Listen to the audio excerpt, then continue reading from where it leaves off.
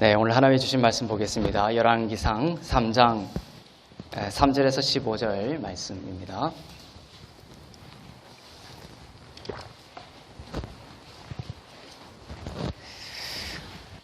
열왕기상 3장 3절부터 15절 저와 여러분이 한 절씩 교독하고 15절 마지막 절은 함께 읽도록 하겠습니다.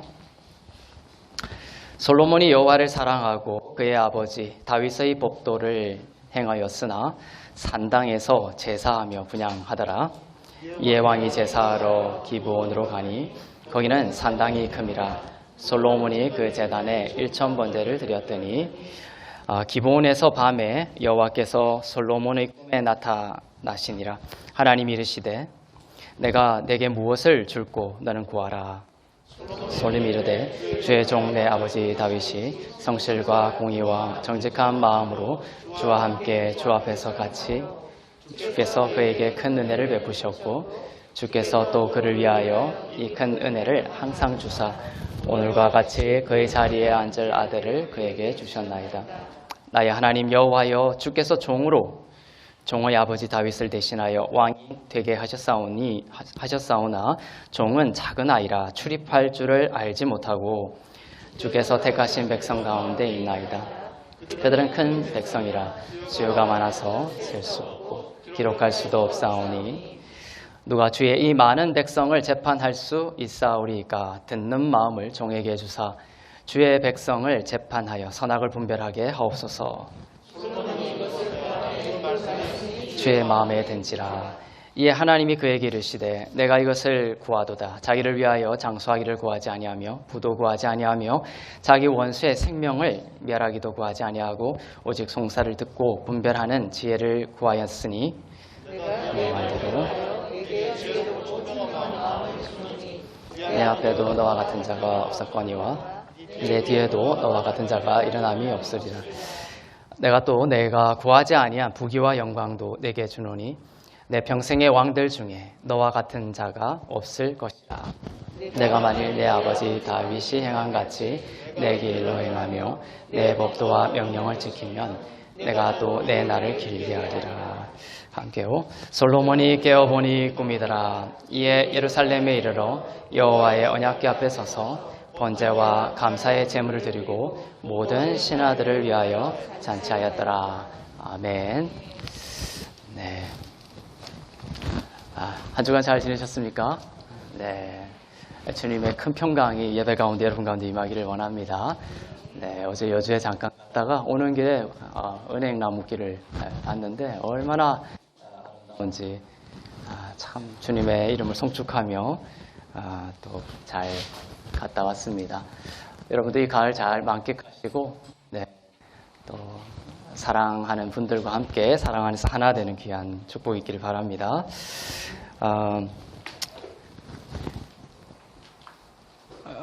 예수님의 믿음을 한번 생각해 보게 돼요. 말씀을 시작하기 전에 우리는 여러 가지 팬데믹 또 코로나 이런 상황들을 보면서 세상을 여러 가지 예언하고 진단하는 말들이 많이 있습니다.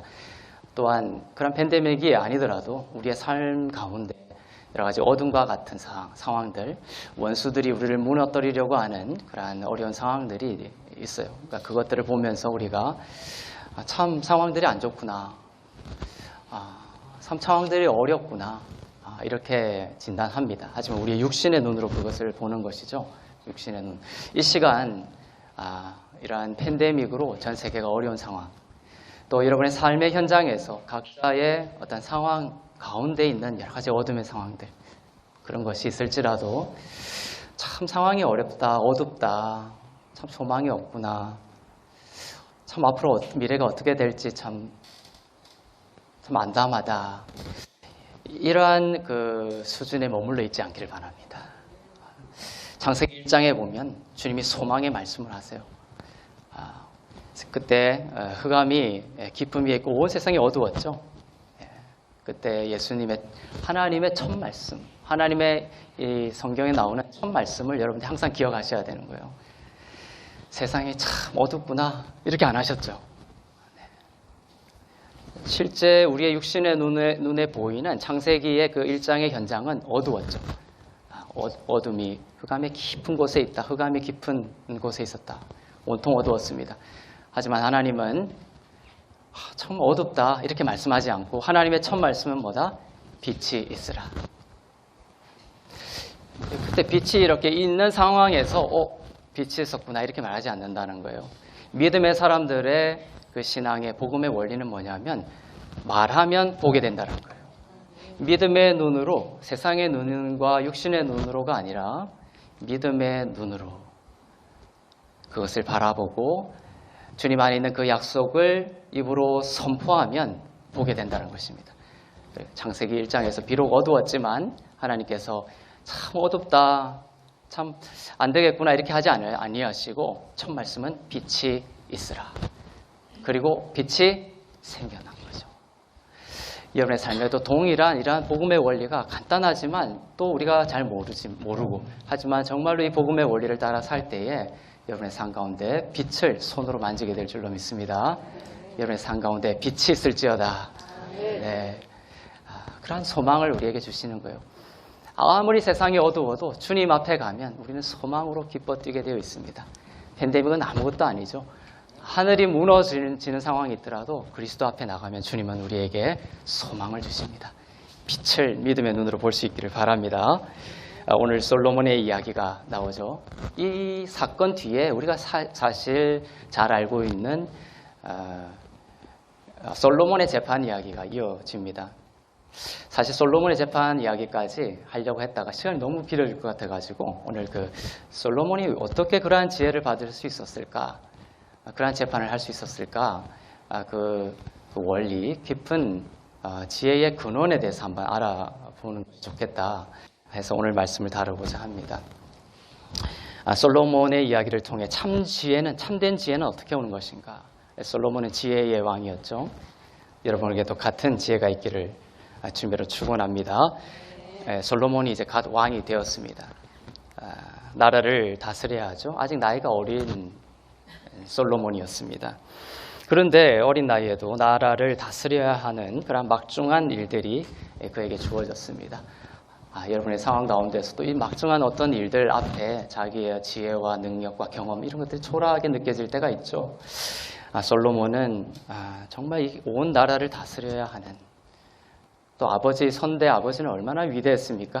그것을 이어서 나라를 다스려야 하는 참 큰 부담 가운데 있었던 것이죠. 솔로몬이 원했던 것은 나라를 다스리고 통치하는 지혜였습니다.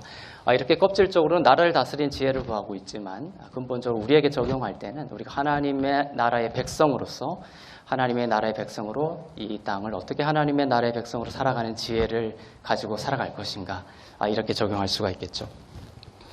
우리는 지난 시간에 보면 지혜는 그리스도라고 배웠습니다. 먼저 연역적으로 답을 던져놓고 시작하는 거예요. 지금 지혜는 뭐다? 그리스도다. 예수 그리스도다. 참된 지혜는 우리의 머리에서 짜내거나 인간으로부터 나오는 것이 아니다라는 겁니다. 사실 이 성경을 깊이 이렇게 잠언서나 전체를 보면, 전체를 보지 않고 그냥 지혜라는 걸 생각하면 지혜가 별거 아닌 것 같이 느껴질 때도 있어요. 하지만 우리가 생각하고 있던 이때까지 어릴 때부터 자라오면서 느꼈던 어떤 지혜 있는 자들, 성각자들, 그러한 지혜를 말하는 것이 아니에요. 이 지혜는 예수 그리스도를 말하는 것이다. 그래서 이 성경은 지혜를 상당히 중요하게 다루고 있습니다. 지의 거구라고 했죠. 고린도 전서 1장 30절에 그 순서를 우리가 지난 시간에 봤습니다. 마치 지혜가 맨 마지막에 나올 것 같지만 성경은 지혜를 항상 맨 앞에 두고 있다라는 것입니다. 우리 고린도 전서 1장 30절을 다시 한번 보겠습니다. 네, 시작.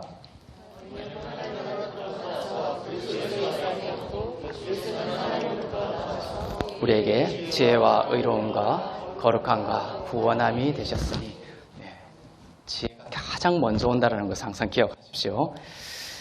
이 지혜는 사실 또 예수 그리스도가 지혜이시지만 이 모든 전체적인 것이 하나님 예수 그리스도 안에 있는 지혜라고 볼 수가 있습니다. 그 범위가 참 넓습니다. 우리가 순간순간 매일 맞닥뜨리는 어떤 판단의 문제, 결정해야 될 문제에 주시는 그 모든 것까지 하나님의 지혜이기 때문에. 하지만 근원적인 지혜는 예수 그리스도이시다. 예수 그리스도를 아는 것이 지혜의 근본이다. 잠언서에서 말하고 있습니다. 예수 그리스도께서 지혜입니다. 그러면 뭐가 따라오고 있습니까? 의로움과 거룩함과 구원이 따르는 것입니다. 오늘 솔로몬에게 하나님께서 구하지 않은 부귀와 또 영광과 장수까지 주려고 했다는 것이죠. 그것이 바로 솔로몬이 경험하는 구원의 영역들입니다. 그것이 지혜로부터 지금 흘러나오고 있다는 것입니다. 예수 그리스도 안에 모든 충만이 있음을 기억하시길 바랍니다. 요한복음 1장에 이렇게 말씀하고 있죠. 그분 안에, 주님 안에, 예수 그리스도 안에 모든 충만이 있다. 모든 충만이 그에게 있으니 은혜 위에 은혜로라. 모든 충만. 다른 곳에서 이 충만을 찾지 않길 바랍니다. 여러분 안에 어떤 사랑이든지 지혜이든지 재정이든지 또 치유라든지 어떤 충만함이 없는 결핍의 상태가 있다면 주님이 요한복음에서 주님이 분명히 말씀하시죠. 그분 안에, 주님 안에 모든 충만이 있으니 주님 안에 그 모든 충만이 있다는 것입니다. 그러니까 무화과 나무 뒤에서 슬피 울며 인간적인 힘을 동원하며 우는 것이 아니라 모든 충만이 계신 주님 앞에 나올 수 있기를 바랍니다. 솔로몬은 애굽 공주와 결혼해서 오늘 3절부터 읽었지만 그 전절들을 보면은 이제 솔로몬은 애굽 공주와 결혼을 했습니다. 바로의 딸이었죠. 애굽 바로 왕의 어떤 그 원조를 기대하며 정략 결혼을 했던 것입니다. 솔로몬 하면 완벽한 사람일 것이다 이렇게 규정하고 읽으면 안 되는 거예요. 솔로몬은 이 어둠과 빛이 막 섞여 있는 인물입니다. 이처럼 애굽 왕의 그 바로의 딸과 이제 결혼을 했던 것이죠. 이런 모습은 이제 신학적으로, 영적으로 이제 당시 그 맥락적으로 좋은 모습은 아니었다라는 겁니다. 그러나 솔로몬은 자기 집보다 그것은 또 좋지 않은 면이었지만 또 앞에 보면 솔로몬은 자기 집보다 여호와의 성전을 먼저 지었어요. 왕이 되고 나서 여호와의 성전을 먼저 지으려고 그 성전이 지어지고 난 뒤에 비로소 이제 자기의 집을 지었던 것이죠. 그러한 마음은 또 하나님께서 기뻐하셨다라는 것입니다. 아직 성전을 건축하기 전이었기 때문에 이제 제사를 어디서 드려야 하는 것인지 이것이 문제가 됐던 것이죠. 아직 성전을 건축하기 전이었기 때문에 당시 산당에서 제사를 드리는 것이 암묵적으로 허용이 되었습니다. 산당에서 제사를 드렸다는 것이죠. 이것이 조금 쇼킹합니다. 사실 구약 시대의 제사는 하나님이 정하신 곳에서 드려야 한다. 하나님이 정하신 곳에서 제사를 드려야 했습니다. 그런데도 솔로몬은 하나님이 정하신 곳이 아닌 산당, 이방인들이 자기 이방신들에게 예배를 드리던 제사를 지내던 그 산당에서 솔로몬이 제사를 드렸던, 물론 이제 이방신을 예배하고 섬겼던 것은 아니지만 그 산당, 하나님이 정하지 않은 곳, 뭐 산당이라도 괜찮지 이런 생각으로 이 산당에서 제사를 드렸다라는 것입니다. 그렇지만 하나님의 마음은 하나님이 정하신 곳이 있다는 거예요. 하나님이 말씀하시는 곳이 있다는 것입니다. 하나님이 원하시는 자리가 있다는 것이죠. 신명기 12장 13절부터 14절입니다. 시작. 너는 삼가서 내게 보이는 아무 곳에서나 번제를 드리지 말고 오직 너희의 한 지파 중에 여호와께서 택하실 그곳에서 번제를 드리고 또 내가 내게 명령하는 모든 것을 거기서 행할지니라. 그렇죠? 분명히 말씀하시죠. 너는 삼가서 아무 곳에서나 번제를 드리지 말고 하나님이 정하신 그 곳에서 번제를 드리고 주님과 동행하기를 원하셨던 것입니다. 아무 곳에서나 번제를 드리지 말고 택하신 곳에서 번제를 드리라. 그 택하신 곳이 어디냐? 예루살렘이에요. 예루살렘. 그 예루살렘에는 뭐가 있느냐? 성막과 성전이 있어요. 옛날에는 성막이었죠. 성전이 세워지기 전에는 이제 성막 시대가 끝나면 이제 그것이 성전으로 대치가 됩니다. 그것이 예루살렘에 그것이 있기 때문에 그렇다라는 것입니다. 그러나 당시에 성전이 있었어요, 없었어요? 지금 없는 상황입니다. 지금 솔로몬이 이제 성전을 짓고 있는 상황인 것이. 그렇기 때문에 솔로몬은 예루살렘을 떠나서 이 산당들을 찾아다니면서 제사를 예배를 드렸던 것입니다. 그 산당 제사에는 이방신을 섬길 수 있는 그런 가능성들이 있죠. 솔로몬이 하나의 시그널을 주는 거예요. 백성들에게. 이방신을 섬겼던 그 산당에서 예배드리는 것을 통하여 잘못된 시그널을 줄 수 있다. 그리고 본인도 나중에 그게 걸려 넘어지는 거예요. 애굽 바로의 딸과 함께 결혼했기 때문에 그것이 처음에는 괜찮다고 생각했지만 결국 그 바로의 딸과 결혼한 그것이 영적으로 자기를 뒤덮어서 나중에 솔로몬이 여호와를 떠나게 되는 그런 상황들이 오죠. 또 이제 산당에서 예배 드리는 것이 뭐 괜찮지 않느냐 했지만 결국은 그것이 또 솔로몬이 여호와를 떠나게 되는 그런 영향을 줬던 것입니다. 그래서 하나님은 늘 하나님이 정하신 그곳에서 예배를 드리기를 원했다. 그 산당 제사에는 이러한 이방신을 섬길 수 있는 우상 숭배의 개연성과 가능성들이 늘 있었다는 것이죠. 사실 나중에 성전이 지어고 난 이후에 이러한 산당 제사의 관습이 없어지지 않고 이제 솔로몬이 성전을 짓게 되죠. 이제 좀 시간이 지나면. 근데 성전을 짓고 난 이후에 무엇이 계속적으로 솔로몬 시대에 병행이 됐냐면 산당에서 예배 드리는 것이 끊이지가 않아요. 병행해서 계속 갔다는 것이죠. 참 그런 아픔들이 있었던 것입니다. 솔로몬은 오늘 제사를 하러 어디로 갔느냐? 4절에 보면 기브온으로 갔습니다. 기브온. 거기에 뭐가 있었다? 큰 산당이 있었다. 이렇게 되어 있습니다. 그 기브온의 산당에서 솔로몬은 1000 번제를 드렸습니다. 이 번자는 한 번, 두 번, 세 번, 이 번입니다. 번제를 1000 번제. 그래서 이제 원문으로 보면 이게 번역이 헷갈릴 수가 있는 거예요. 1000하고 이제 번제가 있으니까. 근데 이것을 뭐 그게 틀렸다고 이제 엄격하게 얘기할 수는 없지만 이것을 횟수로 1000번, 이제 번제하니까 그게 자꾸만 이게 상기가 되나봐요. 그러니까 횟수로 1000번 제사를 드렸다.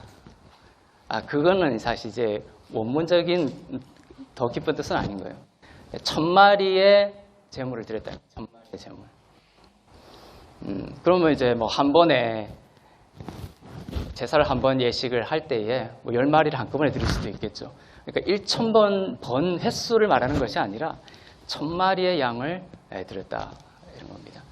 그래서 이제 어떤 다른 곳에 가면 이것을 번으로 이제 잘못해서 1000번, 그래서 1000번 동안 이제 헌금을 해야 된다.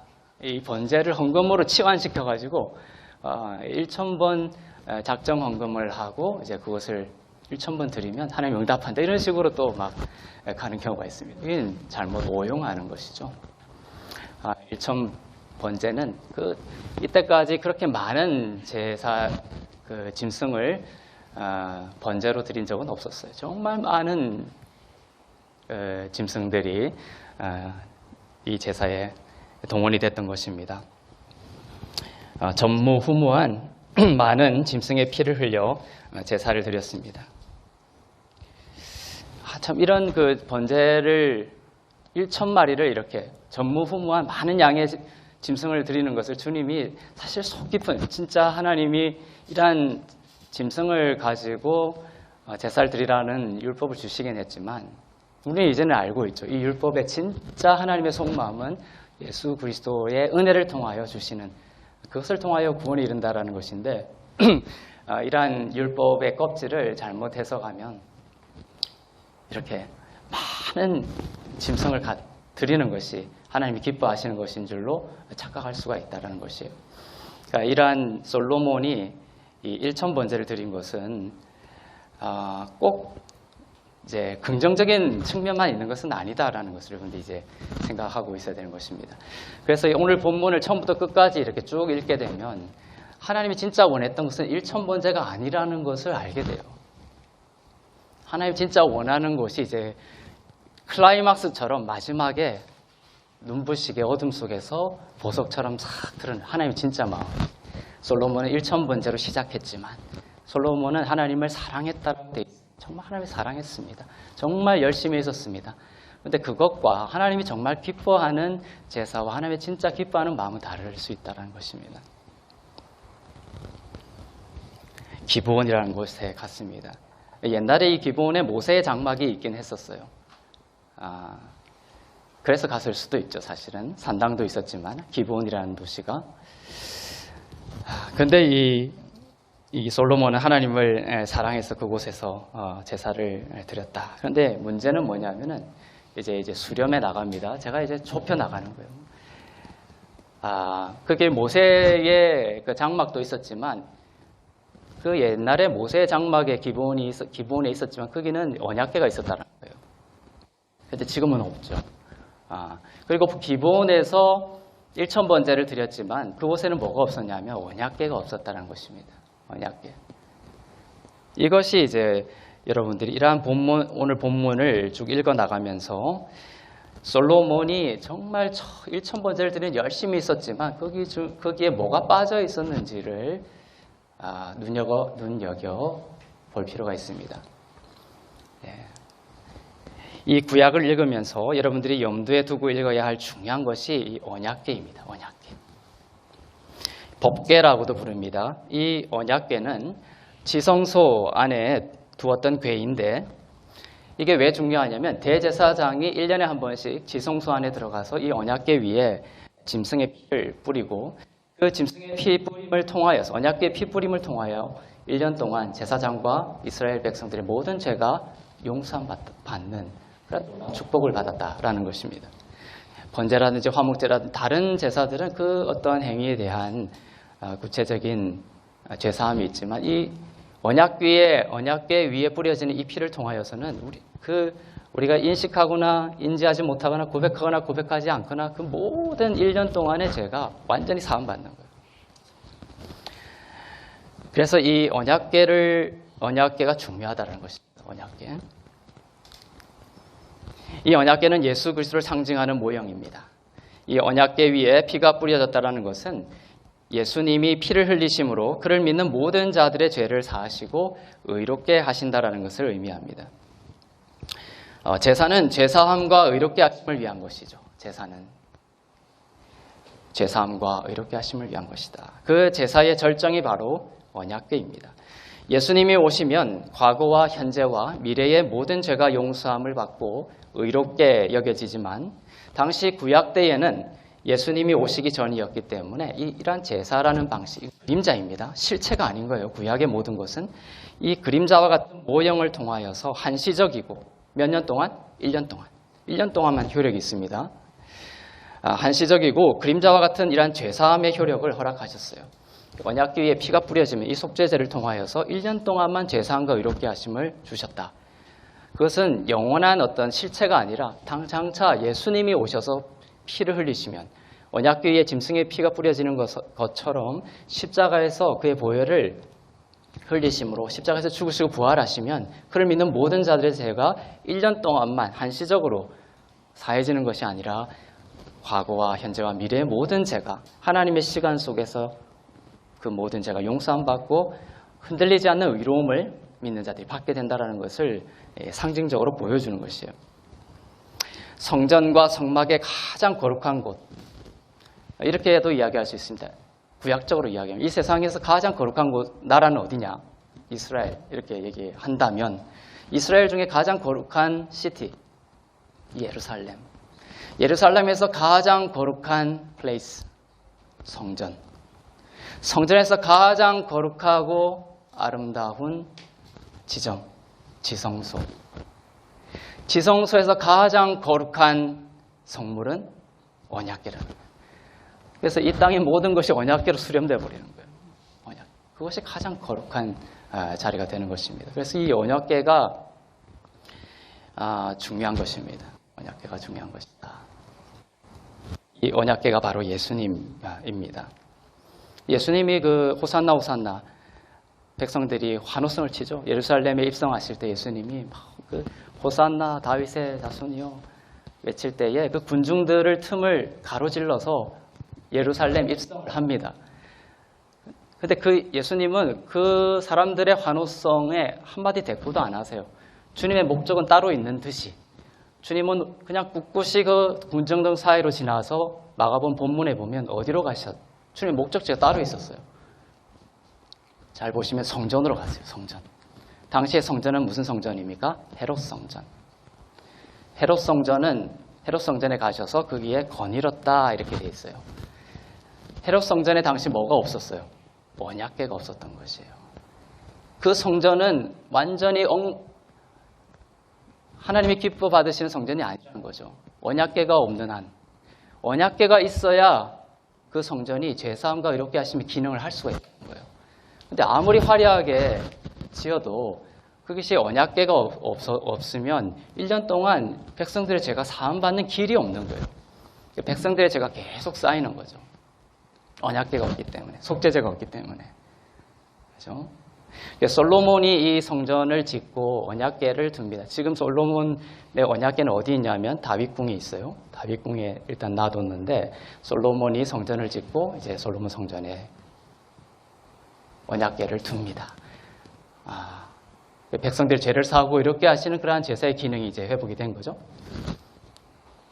물론 성전이 없어도 돼요, 사실은. 이 언약궤만 있으면 그 앞에서 짐승의 피를 흘려서 그 언약궤에 피를 뿌리면 동일한 죄사함의 은혜가 있는 거예요. 언약궤가 성전에 있었다, 당시에. 근데 이제 솔로몬 이후에 남북으로 분열이 되죠. 네, 북이스라엘과 남유다로 분리가 됩니다. 그리고 이제 북이스라엘부터 이제 아수르에 의해서 망하게 되죠. 그래서 북이스라엘이 먼저 나가 떨어집니다. 그 다음에 이제 남유다가 그 다음에 이제 멸망하게 되죠. 남유다의 맨 마지막 이제 멸망의 시기에 쳐들어온 왕이 누굽니까? 지금 우리가 예레미야서 보고 있는데 바벨론이 제일 처음 등장하는 강대국이 되어서 이제 유다를 쳐들어옵니다. 느부갓네살 왕이 쳐들어오죠. 이렇게 느부갓네살 왕이 이스라엘에게 취한 가장 그 치명적인 피해는 뭐냐면은 시드기야 왕을 눈을 뽑아가지고 끌어간 것, 그것이 이제 다가 아니에요. 그건 뭐 아무 문제도 안 되는데 느부갓네살 왕이 이스라엘 민족에게 했던 가장 슬프고도 주님이 그 무너진 예루살렘을 보면서 슬피 울었던 그 이후에 가장 본질은 뭐냐면 언약궤가 탈취당한. 느부갓네살 왕이 그때 남유다를 침공해서 언약궤를 성전으로부터 분리시키고 탈취해갔습니다. 네, 그래서 그 이후로 언약궤는 역사 속에서 사라졌어요. 그 이후로 이 땅의 모든 신학학자, 역사학자들 이런 사람들이 뭘 찾고 있어요? 지금도 언약궤 찾고 있어요. 지금 언약궤 찾기에 지금 혈안이 되어 있습니다. 지금도 그때부터 이 역사 속에서 언약궤가 사라져버린 거예요. 언약궤는 과연 어디에 있을까? 근데 당시에는 예수님이 오시기 전에 그림자와 같은 시대이기 때문에 예수님을 이 언약궤가 상징하고 있었다는 거예요. 성전에 언약궤가 있느냐 없느냐, 이것은 이스라엘의 흥망, 언약궤가 있고 그게 올바른 제사가 드려지면 전쟁에 승리하고 큰 수확이 있었어요. 그렇지만 언약궤를 잃어버리고 온전한 제사가 드리지 아니하면 전쟁에 패하고 수확이 안 좋았다는 것이죠. 그러니까 이 죄사함과 의롭게 하심이 이스라엘 백성과 이스라엘에게 주는 큰 유익과 축복이 연결되어 있었다는 것입니다. 오늘날 이 언약궤가 예수 그리스도라는 것입니다. 언약궤는 과연 어디 있을까? 지금도 생각하고 계시죠? 네. 그래서 이 언약궤를 지금 이제 제가 이 설교를 통하여 초점에 맞추고 있는 거예요. 그림자로가 아니라 실체 대신 예수 그리스도로 여러분들을 언약궤에 주목시키고 있는 것입니다. 솔로몬의 하나님을 향한 사랑과 열심은 이해하지만 하나님은 솔로몬으로 하여금 참된 제사와 또한 그 참된 지혜의 근원을 가르쳐 주시려고 오늘 이야기를 펼치신 거예요. 참된 지혜가 이제 어디에 있을 것 같아요? 제가 이 정도 얘기하면 언약궤에 있다는 거예요. 참된 지혜는 언약궤에 있다는 것이다. 그런데 지금 기브온에서 지금 제사를 드리고 있죠? 근데 거기에는 뭐가 없다는 거예요? 언약궤가 없다는 거예요. 미리 얘기하면 오늘 본문 맨 끝에 다윗이 꿈에서 깬 뒤에 도착한 곳이 어디예요? 언약궤 앞에 섰더라. 그래서 이 클라이막스가 언약궤로 수렴이 되고 있는 것입니다. 솔로몬은 지혜를 구합니다. 1000번제를 드리고서 밤에 기브온에서 솔로몬이 꿈을 꿉니다.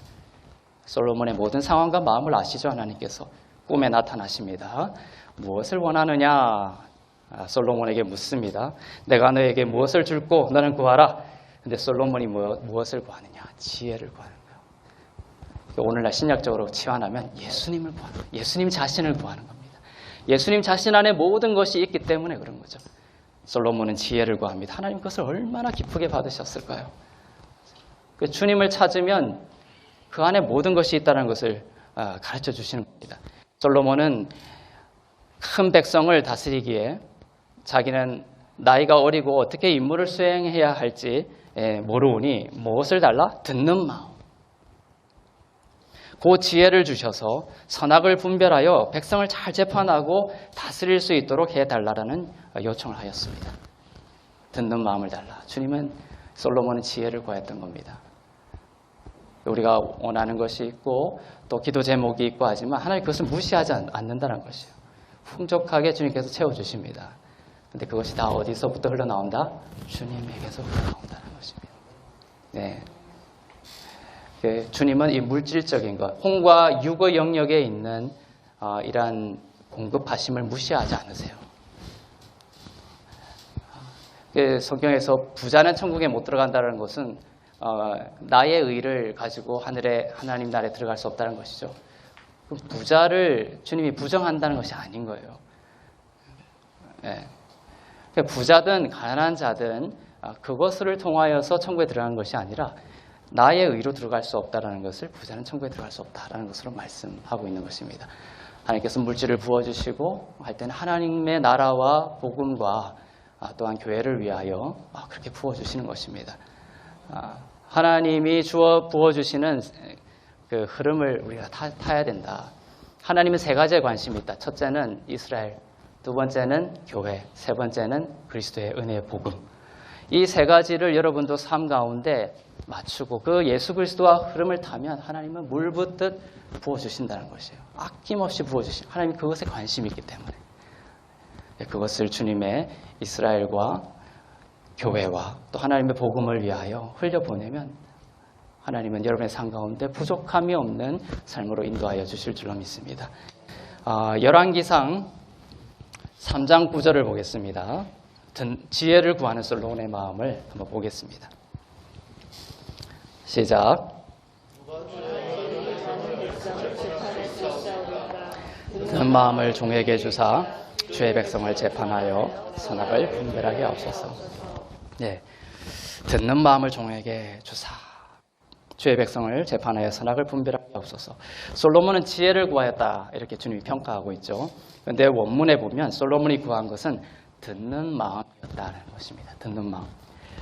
방금 읽은 본문에 보면 듣는 마음을 종에게 주사 이렇게 되어 있죠. 그것이 쉐마라는 듣다라는 동사에서 나온 쉬메아입니다. 쉬메아. 듣는 마음을 달라. 듣는 마음이 지혜라는 것이죠. 무엇을 들어야 하는 것이냐. 하나님은 솔로몬을 통해 듣는 것이 지혜인데 무엇을 들어야 하는지를 가르쳐 주시려고 하는 것입니다. 사람의 말과 사람의 지혜가 아닌 것이죠. 솔로몬은 듣는 마음을 달라고 기도했는데 그것이 지혜였다. 근데 그 듣는 것은 무엇을 들어야 되느냐? 바로 언약궤를 들어야 된다. 예수 그리스도를 들을 때에 참된 지혜가 생긴다는 것을 보여주고 있습니다. 이 듣는 마음을 통해 주시는 지혜를 받을 때에 그것이 참되게 선과 악을 분별할 수 있는 하나님이 기뻐하시는 그러한 것을 선택하여 살아갈 수 있는 능력으로 나타난다라는 것입니다. 구약시대의 선과 악이 아니에요. 신약적으로 선과 악은 예를 들면 선악과를 먹지 말라고 했죠. 제가 저번 시간에. 그럼 선과 악을 이렇게 분별하며 사는 것은 나쁜 것이냐? 이런 이제 질문을 할 수가 있는 것이죠. 그러니까 이 선과 악이 신약적으로는 그 선과 악을 전혀 분별하지 말면서 살아라 이것이 아니라 주님께서 기뻐하는 것이 선이 된다는 것이에요. 주님께서 기뻐하지 않는 것이 악이 되는. 그러니까 내 판단과 나의 지혜로 선과 악을 구별해 가는 것이 아니라 나는 오랜 책과 부모의 경험과 내가 살아오면서 미디어와 온갖 이런 것들이 나의 지혜가 되어 있죠. 인간적인 지혜가 되어 있죠. 그걸로 선과 악을 구별해 가는 것이 아니라는 거예요. 먼저 생명나무를 먹어서 그 생명나무를 먹고 예수 그리스도 앞으로 가서 생명나무를 먹을 때에 내 가운데 성령께서 들려주시는 그 음성이 선이 된다는 것입니다. 선이 된다.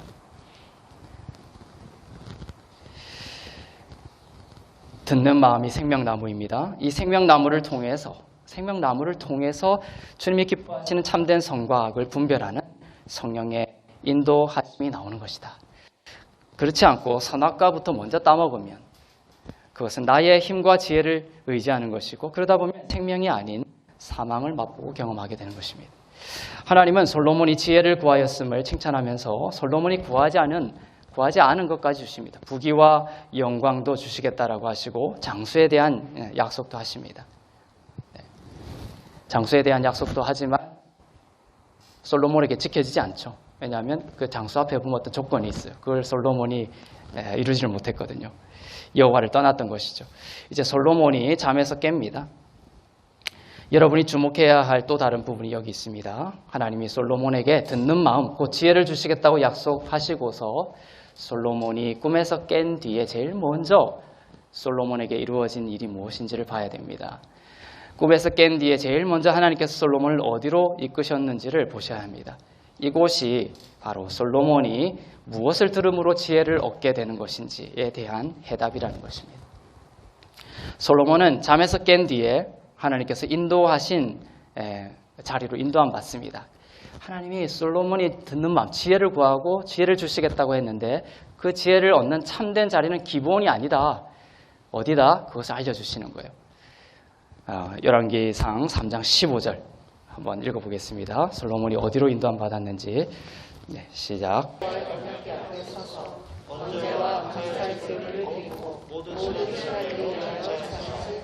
네, 솔로몬이 깨보니 꿈이고 이에 예루살렘에 이르러 어디에 섰습니까? 여호와의 언약궤 앞에 섰다. 하나님은 솔로몬을 예루살렘으로 다시 회복시키시고 기본이 아니라 예루살렘으로 다시 회복시키시고 예루살렘 다윗궁에 있던 여호와의 언약궤 앞에 세우십니다. 아직 성전은 만들어지지 않았지만 언약궤 앞에 서게 하신 거예요. 그리고 거기서 솔로몬은 언약궤 앞에서 바른 제사를 드리게 되었던 것입니다. 그 제사를 통해 언약궤로부터 흘러나오는 참된 지혜를 듣게 됩니다. 하나님은 언약궤 위에서 말씀하시는 거예요. 하나님은 다른 곳에서 말씀하시는 것이 아니라 어디서 말씀하신다? 언약궤 위에서 말씀하신다.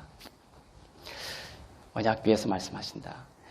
그러니까 오늘날 이런 물질적으로 어떤 교회만 와야 하나님이 말씀하신다 이런 걸 말하는 것이 아니에요. 언약궤 위에서 말씀하신다라는 뜻을 한번 보겠습니다. 일단 언약궤 위에서 말씀하시는 그 장면을 보겠습니다. 민수기 7장 89절입니다.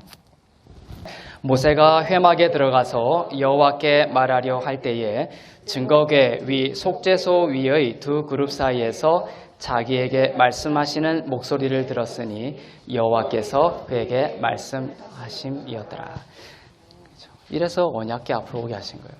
모세가 회막에 들어가서 여호와께 말하려 할 때에 증거궤 위, 증거궤가 바로 그거예요. 언약궤를 말하는 법궤, 언약궤, 증거궤 다 같은 말입니다. 그 언약궤 위에 뚜껑이 있죠. 그것이 속죄소입니다. 속죄소 뚜껑은 언약궤의 뚜껑이 속죄소입니다. 그 속죄소 위의 두 그룹 사이에서 자기에게 말씀하시는 목소리를 들었다. 모세가 어디서 목소리를 들었는지, 하나님의 말씀을 들었는지 이제 보이시죠? 바로 언약궤 위, 속죄소 위 두 그룹 사이에서 여호와께서 말씀하셨다. 오늘날에도 마찬가지예요. 하나님이 여러분에게 참된 하나님의 음성, 우리 안에 여러 가지 음성이 있죠. 어떤 것이 하나님의 음성일까? 참 구별하기 어려울 때가 있습니다. 하지만 정말 하나님의 참된 음성을 듣고 싶을 때에는 언약궤 위, 속죄소 위 두 그룹 사이로 가야 된다는 거예요. 두 그룹 사이. 그럼 그때 하나님의 참된 진리의 말씀, 레마의 말씀을 들을 수가 있어요. 이 언약궤 위에 속죄소가 있는데 뚜껑이 있는데 그게 두 그룹의 천사가 마주하고 있습니다. 그 두 그룹 사이에서 하나님께서 모세에게 말씀하셨다. 언약궤를 사진으로 한번 보겠습니다. 네, 보이죠? 밑에 밑에 있는 이 관이 이 언약궤입니다. 법궤, 증거궤이기도 합니다. 이것은 시띠임 나무에 금을 입힌 겁니다. 나무는 인성을 말하고 이제 금은 신성을 말합니다. 예수 그리스도를 말하죠. 인성과 신성을 가진 예수 그리스도를 말합니다. 그런데 이 뚜껑은 그 위에 언약궤 위에 덮여 있는 천사들이 발을 딛고 있는 이 뚜껑은 속죄소입니다. 시은좌라고도 하고 시은소라고도 합니다. mercy seat, 영어로는 mercy seat, 은혜의 자리. 여기에 피가 뿌려지는 거예요. 1년에 한 번씩 짐승의 피가 뿌려져서 1년 동안 모든 죄가 사함받는 것입니다. 대제사장이 여기로 들어오죠. 근데 이 언약궤 위에 두 그룹이 있습니다. 두 그룹이 어디를 쳐다봐요. 서로의 시선을 보는 것이 아니에요. 율법서에 보면 이 그룹이 무엇을 보고 있었더라 이렇게 돼 있어요. 피 뿌려지는 자리를 보고 있었다. 이 두 천사의 시선은 언약궤 위에 그 속죄소에 피 뿌려지는 자리를 보고 있다는 거예요. 시편 같은데 이제 다음 주나 그 다음 주에 이야기하겠지만 이 그룹은 하나님의 의로움을 보좌를 이제 보호하는 그런 그룹이에요. 하여튼 그 시선이 어디에 있냐면 피 뿌려지는 자리에 있었다. 피 뿌리는 자리. 그 중요한 부분은 우리의 시선도 어디에 있어야 돼요? 그 피 뿌려진 예수 그리스도의 피를 바라봐야 된다는 것이죠. 그 피를 바라볼 때에 거기서 여호와께서 말씀하신다는 것입니다. 이것이 이 언약궤 위에 담겨 있는 원리입니다. 여러분도 하나님의 음성과 그분의 임재를 경험하고자 나아갈 때 그 피를 바라보아야 합니다. 바로 예수 그리스도의 십자가의 보혈이죠. 이 언약궤 안에는 뭐가 들어있습니까? 세 가지가 들어있죠. 하나는 십계명, 돌판 2개, 십계명이 있습니다. 하나는 만나를 담은 항아리, 하나는 아론의 쌍난 지팡이가 있어요. 쌍난 지팡이가 있습니다. 이 세 가지는 모두 무엇을 상징하느냐? 인간의 불순종과 인간의 죄를 상징합니다. 뚜껑이 닫혀 있다는 것이 우리에게 복인 거예요. 이 뚜껑이 열려 있으면 인간의 그 불순종을 상징하는 그 성물을 보면서 하나님이 인간의 불순종을 본다라는 거예요. 그러면 뭐가 떨어져야 돼요? 공의 하나님, 심판이 떨어져야 돼요. 근데 그것을 속죄소가 예수님의 몸을 상징하는, 그 속죄소는 순금입니다. 예수님의 육체를 말하는데 그 순금이 가로막고 있다. 못 보게. 근데 순금도 볼 수 있어요. 하나님은 순금도 하나님은 사람의 심령까지도 감찰하고 하나님이 보시지 못할 어떤 것도 이 세상에 없습니다. 단 하나를 빼고. 하나님은 절대로 그 시선을 통과해서 보지 못하는 것은 예수의 피밖에 없다는 거예요. 그래서 이 속죄소 위에 예수의 피가 뿌려지고 그래야 함으로써 하나님께서 언약궤 안에 있는 인간의 불순종을 보지 못하는 거예요. 이것이 새 언약입니다. 우리와 맺은, 교회와 맺은 너희의 죄와 너희의 허물을 다시는 내가 기억하지 아니하리라. 예수의 피 때문에 그렇다는 거예요. 그러니까 하나님 앞에 나아갈 때 예수의 피를 의지하면 담대히 나아갈 수 있는 이유가 그거예요. 하나님 앞에 나아가면서 아직도 언약궤 안에 있는 인간의 불순종과 나의 죄를 하나님께서 또 바라보시면서 나를 정죄하고 나를 심판하고 또 나의 삶 가운데 안 좋은 일이 일어날 것 같은 그러한 소망 없음을 자꾸만 인식하는 것은 예수의 피를 의지하는 것이 아니죠. 예수의 피를 의지한다는 것은 더 이상 하나님께서 이 언약궤 안을 볼 수 없구나. 그래서 베스메스라는 곳에 언약궤가 가면서 베스메스에 5만 명이 죽죠. 그러면 뚜껑이 열렸다라고 되어 있어요. 이 언약궤를 가지고 가다가 언약궤의 뚜껑이 열림으로 인하여 베스메스에 5만 명이 죽어버린 거예요. 왜 죽었냐? 하나님이 언약궤를 들여다본 거예요. 하나님이 심판할 수밖에 없는 거예요. 예수 그리스도의 피가 없으면 우리는 소망이 없는 것입니다. 아무리 우리의 인간적인 행위와 노력을 다해도. 하지만 예수의 피가 우리를 막고 있으면 예수 그리스도의 피로 우리를 머리끝부터 발끝까지 주께서 발라주셨기 때문에 우리에게는 어떠한 재앙과 심판도 없는 줄로 믿습니다. 이 언약궤가 담고 있는 의미입니다. 하나님은 이러한 우리들의 죄를 바라보시면 공의의 관점에서 심판하셔야 하지만 이처럼 하나님은 이 언약궤를 속죄소란 뚜껑으로 닫게 하시고 그 위에 피를 뿌리라고 하십니다. 하나님은 그리스도의 십자가의 보혈이 뿌려진 것은 더 이상 그 죄를 보지 않으시고 기억하지 아니하시고 나아가 의로움으로 여러분들을 축복하고 계신다라는 것이 바로 이 언약궤를 통해서 우리에게 주시는 새 언약의 비밀이다. 이것이 언약궤에 담고 있는 여러분에게 주시는 축복입니다. 이 언약궤는 그리스도의 십자가가 바로 선 것이죠. 이 언약궤는 주님의 보혈로 인간의 죄가 사함받고 의롭게 되었음이 선포된 자리입니다. 이 자리 앞으로 가야 되는 거예요. 피가 뿌려졌다는 건 뭡니까? 그 보혈의 피뿌림을 통하여 여러분들이 그리스도 안에서 의로운 자가 되었다는 것. 모든 죄가 용서함 받았다는 것이 이제 주님께서 말씀하시는 자리예요. 언약궤 앞으로 간다는 것은. 그래서 무엇을 드려야 되느냐? 이 피뿌림으로 인하여 내가 너의 모든 죄를 용서했다. 이 피뿌림으로 내가 너를 그리스도 안에서 의롭게 했다. 그러면 우리 가운데 큰 평강이 임하게 되는 것이죠. 이 언약궤 앞에 설 때마다 이제는 성도들은 그리스도 안에서 내가 의롭고 흠없고 거룩하게 되었음을 그 선포를 우리가 믿음으로 받을 수 있기를 바랍니다. 하나님은 두 그릇 사이에서 말씀하셨습니다. 언약궤 위에 피 뿌려진 자리에서 하나님의 말씀이 선포됩니다. 바로 십자가의 완성된 공로가, 십자가에서 예수의 보혈로 말미암아 우리의 모든 죄를 사하시는 그 십자가의 완성된 공로가 선언된 자리로부터 참된 지혜가 흘러나온다는 것이에요. 그래서 주님 앞에 나가서 기도하고 주님의 음성 듣기를 우리가 원하죠. 하나님의 음성 듣기 방법 여러 가지죠. 책도 어마어마하게 많습니다. 하나님의 음성은 어떻게 들어야 되느냐? 너무너무 많은 책을 제가 읽어봤어요. 책이 너무너무나 많은 거예요. 하지만 원리는 너무나 간단한 거예요. 양은 목자의 음성을 듣는다 했죠. 우리는 양입니다. 그 목자는 선한 목자예요. 선한 목자는 양들을 위하여 뭘 바친다? 목숨을 바치는 양. 목자라는 거예요. 그 목숨 피 뿌리짐을 통하여 양이 들려주신 음성은 뭐냐? 나의 피로 너희의 모든 죄가 사함받았다. 의롭게 되었다. 그러니 기도든 삶의 어떤 현장에서든 지혜를 구하며 주님의 음성을 듣고자 나아갈 때에 우리의 심령 깊은 곳에 어떤 믿음이 있어야 되는 거예요. 나의 모든 죄가 예수의 피로 사함받고 의롭게 되었구나. 이 모든 정죄함으로부터 우리가 해방된 영과 그 해방된 마음으로 정죄함에서 결코 그리스도 예수 안에 있는 자에게는 결코 정죄함이 없다라는 그 마음과 믿음으로 주님 앞에 나아갈 때에 하나님의 목자의 바른 음성을 듣게 된다.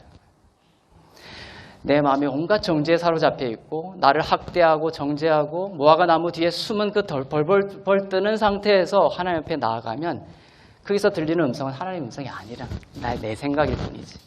나의 경험일 뿐이지. 하나님이 말씀 안 하고 계신다라는 건 아니에요. 하나님 말씀하시지만 나의 힘과 나의 무화과 잎으로 하나님의 음성을 들을 수 없게 막아버린다. 하나님이 분명히 말씀하시는데 그 음성을 내가 정말 로고스가 레마된 말씀, 하나님의 진리의 말씀으로 내가 정말 잘 하나님의 음성 듣기. 그 원리는 뭐다? 바로 언약궤 앞에 선다는 것. 그 피를 바라보며 나아간다는 겁니다. 그 피를 바라볼 때에 나의 모든 죄를 용서하시고 의롭게 됐다는 이러한 진리 안에서 자유한 영으로 주님 앞에 설 때 참된 목자의 음성을 듣게 되는 것입니다. 야고보서 1장 5절을 보겠습니다. 네. 너희 중에 누구든지 지혜가 부족하거든. 여러분의 지혜가 부족합니까? 하나님은 꾸짖지 않으신다는 거예요. 그리고 하나님께 구하라 그리하면 주시리라 말씀하십니다. 삶의 지혜가 필요합니까? 하나님이 지금 여러분들에게 지혜를 주시려고 두 팔을 벌리고 계십니다. 내가 뭔가를 충족시키지 아니하면 주지 않을 거야. 이렇게 팔짱 끼고 있는 분이 아니라는 거예요. 지혜를 주시려고 두 팔을 벌리고 있습니다. 결코 꾸짖지 아니하시고 구하는 것보다 더 후히 주십니다. 더 후히 주십니다. 주님, 우리 아들이 정말 출세하게 해주십시오. 예를 들면 시쳇말로. 그렇게 기도하고 나간다 치더라도 하나님은 더 후히 주시는 거예요. 우리 아들을 사회에서 영향력 있는 빛의 자녀로 만들어주시는 거예요. 우리는 그렇게 어긋난 기도로 나갈지라도 그냥 주님의 그런 마음으로 주님 앞에 나아가면 주님은 더 후히 주신다. 사회에서 빛이 되는 자녀로 만들어주시는 거예요. 그러니까 그런 선하심과 주님과 소통하고 대화하는 과정에 이제 점점 우리가 하나님 마음을 알게 되면서 우리의 기도도 잠깐 바뀌어가는 거예요. 처음부터 막 온전한 마음으로 주님께 나아가야 돼. 이런 부담감은 없어도 되는 것입니다. 여러분은 솔로몬보다 더 나은 성도입니다. 예수 그리스도의 부활 이후에 거듭난 성도들이에요. 짐승의 피가 아니라 그리스도의 보혈로 다시 태어난 피조물, 새 피조물입니다. 솔로몬이 언약궤 앞에서 하나님의 말씀을 듣고 그 지혜로 다스리고 통치했던 것보다 더 아름답게 하나님은 성도들로 하여금 예수 그리스도의 완성된 십자가 공로 앞에 세우시고 그리스도 안에 두심으로 여러분들이 예수님을 믿고 믿을 때에 솔로몬이 얻은 지혜와 영광보다 더 풍성한 구원을 경험하게 하실 것입니다. 여러분과 만나면 제가 자꾸 길어져가지고요. 죄송합니다. 마태복음 6장 29절부터 30절 말씀 보겠습니다. 시작. 그러나 내가 너희에게 말하노니 솔로몬의 모든 영광으로도 입은 것이 이 꽃 하나만 같지 못하였느니라. 오늘 있다가 내일 아궁이에 던져지는 들풀도 하나님이 이렇게 입히시거든 하물며 너희일까 보냐. 믿음이 적은 자들아. 믿음이 적은 자들아. 이 믿음이 적은 자는 어떤 의미냐면 왜 나에게 더 못 구하느냐는 거예요. 왜 나를 이렇게 협소하고 너희에게 까다롭고 너희에게 안 주려고 그냥 버팅기는 이러한 인색한 하나님으로 만들고 있느냐는 것이에요. 믿음이 적은 자들아. 구하라. 주실 것이요. 하나님을 온 만물을 통치하시고 그분이 우리에게 주실 수 있는 능력과 마음이 있다라는 이 하나님의 마음에 눈뜰 수 있기를 바랍니다. 오늘 솔로몬의 지혜와 또 솔로몬이 받은 부귀와 영광 이런 것들 다 우리가 보았죠. 하지만 신약에 와서 예수님께서 이렇게 말씀하십니다. 솔로몬보다 너희가 더 낫다라는 것이에요. 솔로몬의 모든 영광으로도 입은 것이 이 꽃 하나만 같이 못하다라는 것입니다. 오늘 있다가 내일 아궁이에 던져지는 들풀도 하나님이 이렇게 입히시거든 하물며 너희일까 보냐. 하나님이 그렇게 여러분들을 바라보신다는 것입니다. 이제 성도들은 여러분들은 솔로몬이 부러워하는 자들이에요. 솔로몬이 여러분들을 부러워하고 있다는 것이죠. 로마서의 4장에 보면 다윗이 여러분을 부러워했다라고 되어 있어요. 4장 7절에 보면. 솔로몬은 하물며 얼마나 여러분들을 부러워하고 있겠습니까? 하지만 여러분들은 어떻습니까? 솔로몬 자꾸 부러워하고 다윗 부러워하죠. 예수 그리스도의 피를 바라보세요. 얼마나 놀라운 권세와 성령이 너희에게 임하시면 너희가 뭘 받아요? 권능을 받아요. 권능을. 성령을 여러분들에게 내주하시는 시대가 온 거예요. 성령이 너희에게 임하시면 너희가 권능을 받고 땅 끝까지 이르러 내 증인이 된다. 그 권능은 무슨 권능입니까? 마태복음 마지막 장 지상명령에서 예수님이 고백하여 하늘과 있는 땅에 있는 모든 권세를 내게 주셨어요. 예수님이 하늘과 땅에 있는 모든 권세를 하나님으로부터 부여받았어요. 그런데 사도행전 1장에 가면 성령이 너희에게 임하시면 너희가 그 권능을 받는다. 얼마나 놀라운 권세를 받았습니까? 그런데 작은 문제 하나만 일어나도 우리는 주눅들어 버리고 절망해 버립니다. 여러분들 얼마나 위대한 권세를 가졌는지를 못 보게 하는 것이죠. 사단이. 십자가 앞으로 나아갈 수 있기를 바랍니다. 그리스도의 말씀을 가까이 하시기를 바랍니다. 솔로몬이 언약궤 앞에서 잔치를 벌인 것처럼 그리스도의 완성된 공로를 듣고 주님을 즐거워하고 또 즐거워할 수 있기를 바랍니다. 어떤 어두운 상황이 오면 힘들지만 입술을 열어서 마음으로 고백할 수 있기를 바라며 나는 그리스도 안에서 의로운 자가 되었습니다. 하나님이 나의 의가 됐습니다.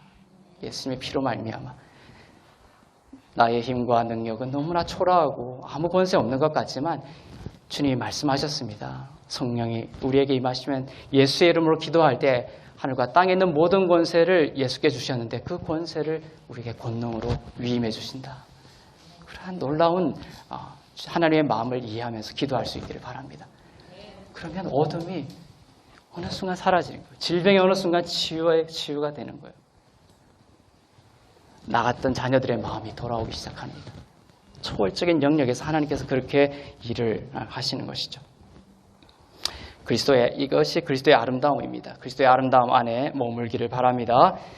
그리스도를 듣는 것을 통해 지혜를 주시고 그 지혜를 통해 여러분에게 아까 지의 거구, 지혜를 받으면 의로움과 거룩함과 구원을 경험하게 된다. 여러분 삶에 구원이 필요합니까? 지혜에서 출발하세요.